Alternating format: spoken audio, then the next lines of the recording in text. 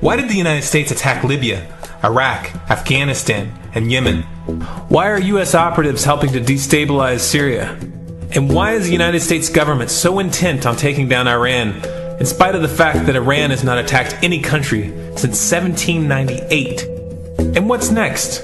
What are we headed for? When you look at the current trajectory that we're on, it doesn't make any sense at all if you evaluate it based on what we're taught in school. And it doesn't make any sense if you base your worldview on the propaganda that the mainstream media tries to pass off as news. But it makes perfect sense once you know the real motives of the powers that be. In order to understand those motives, we first have to take a look at history. In 1945, the Bretton Woods Agreement established the dollar as the world reserve currency, which meant that international commodities were priced in dollars. The agreement, which gave the United States a distinct financial advantage, was made under the condition that those dollars would remain redeemable for gold at a consistent rate of $35 per ounce. The United States promised not to print very much money, but this was on the honor system, because the Federal Reserve refused to allow any audits or supervision of its printing presses. In the years leading up to 1970, expenditures in the Vietnam War made it clear to many countries that the U.S. was printing far more money than it had in gold. And in response, they began to ask for their gold back. This, of course, set off a rapid decline in the value of the dollar. The situation climaxed in 1971 when France attempted to withdraw its gold and Nixon refused. On August 15th, he made the following announcement. I have directed the Secretary of the Treasury to take the action necessary to defend the dollar against the speculators. I have directed Secretary Connally to suspend temporarily the convertibility of the dollar into gold or other reserve assets, except in amounts and conditions determined to be in the interest of monetary stability and in the best interest of the United States. This was obviously not a temporary suspension, as he claimed, but rather a permanent default. And for the rest of the world who had entrusted the United States with their gold, it was outright theft. In 1973, President Nixon asked King Faisal of Saudi Arabia to accept only U.S. dollars as payment for oil and to invest any excess profits in U.S. Treasury bonds, notes, and bills.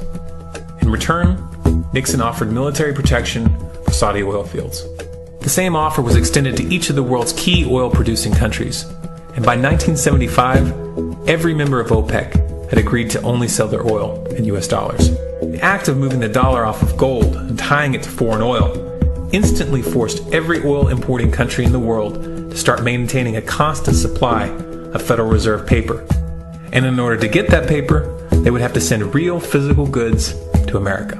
This was the birth of the petrodollar. Paper went out, everything America needed came in, and the United States got very, very rich as a result. It was the largest financial con in recorded history.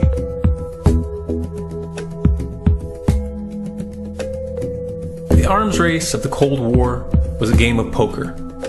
Military expenditures were the chips, and the U.S. had an endless supply of chips. With the petrodollar under its belt, it was able to raise the stakes higher and higher, outspending every other country on the planet, until eventually U.S. military expenditures surpassed that of all other nations in the world combined. The Soviet Union never had a chance. The collapse of the communist bloc in 1991 removed the last counterbalance to American military might. The United States was now an undisputed superpower with no rival.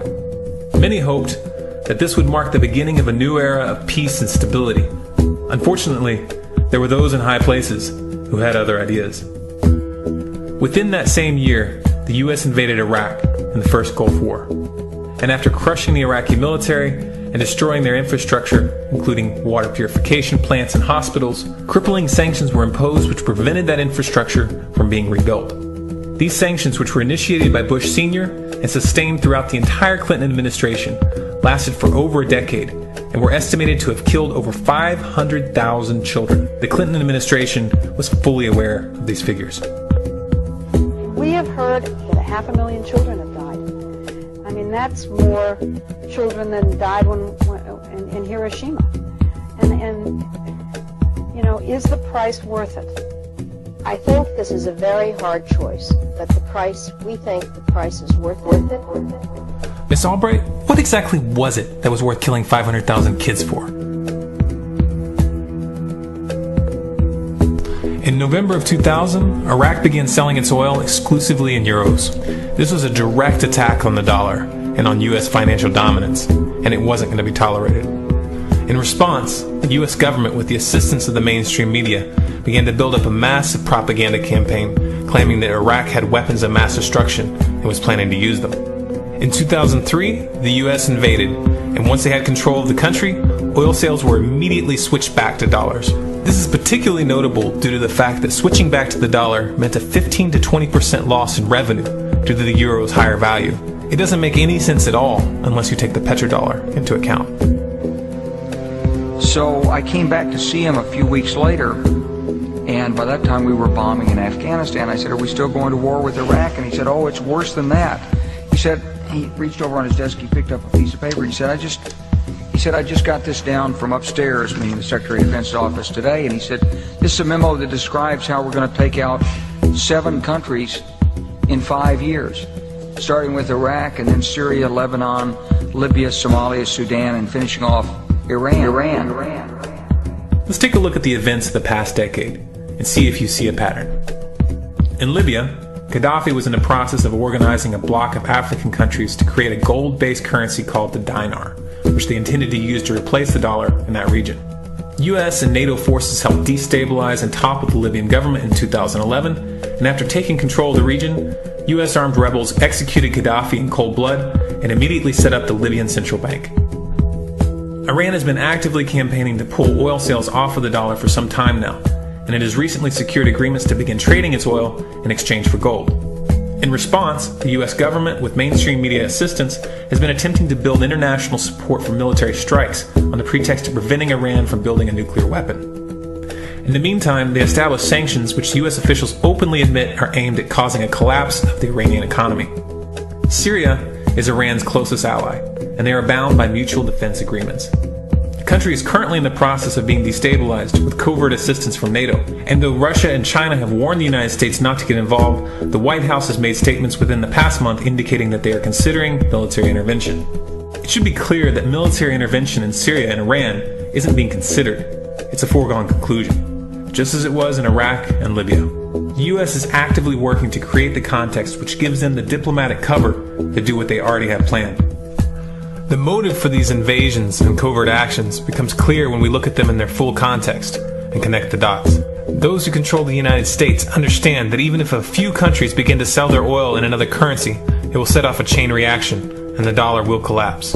They understand that there is absolutely nothing else holding up the value of the dollar at this point, and so does the rest of the world. But rather than accepting the fact that the dollar is nearing the end of its lifespan, the powers that be have made a calculated gambit. They have decided to use the brute force of the US military to crush each and every resistant state in the Middle East and Africa. That in itself would be bad enough, but what you need to understand is that this is not going to end with Iran. China and Russia have stated publicly and on no uncertain terms that they will not tolerate an attack on Iran or Syria. Iran is one of their key allies, one of the last independent oil producers in the region, and they understand that if Iran falls, then they will have no way to escape the dollar without going to war. And yet the United States is pushing forward in spite of the warnings. What we are witnessing here is a trajectory that leads straight to the unthinkable. It's a trajectory that was mapped out years ago in full awareness of the human consequences. But who was it that put us on this course? What kind of psychopath is willing to intentionally set off a global conflict that will lead to millions of deaths just to protect the value of a paper currency? It obviously isn't the president. The decision to invade Libya, Syria, and Iran was made long before Obama had risen to the national spotlight. And yet, he's carrying out his duty just like the puppets that preceded him. So who is it that pulls the strings? Often the best answer to questions like this are found by asking another question. Qui bono? Who benefits? Obviously, those who have the power to print the dollar out of thin air have the most to lose if the dollar were to fall. And since 1913, that power has been held by the Federal Reserve. The Federal Reserve is a private entity owned by a conglomerate of the most powerful banks in the world. And the men who control those banks are the ones who pull the strings. To them, this is just a game. Your life and the lives of those you love are just pawns on their chessboard. And like a spoiled 4-year-old who tips the board onto the floor when they start to lose, the powers that be are willing to start World War III to keep control of the global financial system. Remember that when these wars extend and accelerate. Remember that when your son or your neighbor's son comes back home in a flag-draped coffin. Remember that when they point the finger at the new boogeyman. Because the madmen who are running this show will take this as far as you allow them to. So how much time do we have left? It's a question I hear constantly, but it's the wrong question. Asking how much time we have left is a passive posture. It's the attitude of a prisoner who's waiting to be taken out to a ditch and shot in the back of the head. What are our chances? Can we change course? Also the wrong question. The odds don't matter anymore. If you understand what we're facing, then you have a moral responsibility to do everything in your power to alter the course that we're on, regardless of the odds. It's only when you stop basing your involvement on the chances of success that success actually becomes possible. To strip the ill-begotten power from the financial elites and to bring these criminal cartels to justice will require nothing less than a revolution. The government is not going to save us. The government is completely infiltrated and corrupt to the core. Looking to them for a solution at this point is utterly naive. There are 3 stages of revolution, and they are sequential. Stage 1 is already underway. Stage 1 is the ideological resistance.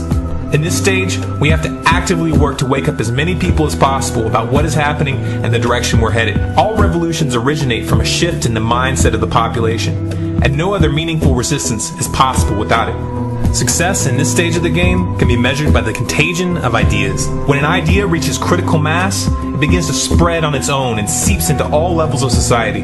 In order to achieve that contagion, we need more people in this fight. We need more people speaking out, making videos, writing articles, getting this information onto the national and international stage. And we especially need to reach the police and the military.